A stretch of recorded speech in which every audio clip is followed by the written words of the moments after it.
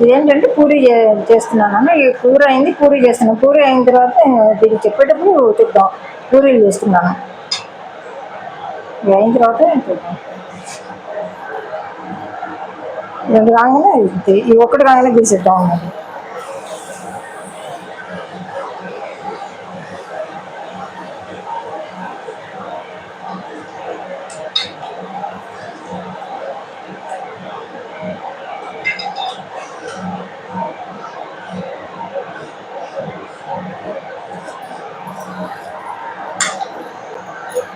ఇదేంటంటే పూరీ కూర చేశాను.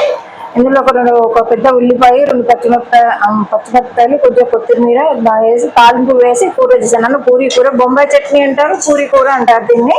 ఇట్లా శనగపిండి కలిపి పోసి నీళ్ళు ఎసరు కాగిన తర్వాత శనగపిండి కలిపి పోయాలి.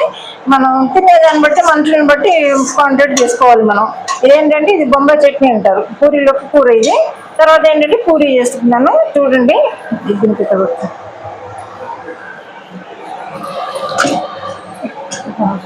ఉంటుంది.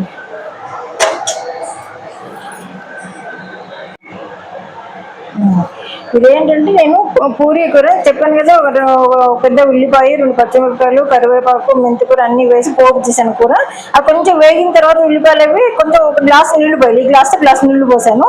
తర్వాత అంటే ఎసరు కాగిన తర్వాత కొంచెం ఉప్పు, కారము, పసుపు అన్ని వేసి ఎసరంతా మసిలేటప్పుడు ఒక 2 చెంచాలు శనగపిండి కలిపి వాటర్ కలిపి పోయాలి. ఎందుకంటే అట్లా పొడి పిండి ఇస్తే కలవదు. అందుకంటే ఆ ఎసరు కాగిన తర్వాత ఒక 2 స్పూన్లు శనగపిండి వేసి దాంట్లో వాటర్ కలిపేసి పోయాలి పిండి. ఇట్లా కూర తయారు చేశాను ఇది. ఎందుకంటే అప్పుడు కరెంట్ లేదు చూపిద్దామంటే మీకు, అందుకనే చూపించలేకపోయినా ఇప్పుడు చూపిస్తున్నాను. ఈ కూర తయారు చేసుకున్నాను. ఇది పూరి తయారు చేశాను. మీకు ఈ రెసిపీ నచ్చుతుందని అనుకుంటున్నాను. నచ్చేటట్టయితే ఒక లైక్ చేయండి, షేర్ చేయండి, సబ్స్క్రైబ్ చేయండి. మీరు చేసుకుని తింటూ చెప్పండి. ఏంటి పూరీలు అందరూ చేసుకుంటే తెలుసు అందరికీ, కానీ కర్రీ చూపిద్దామని మొదలుపెట్టి చేస్తున్నాను. చేసుకొని చూడండి.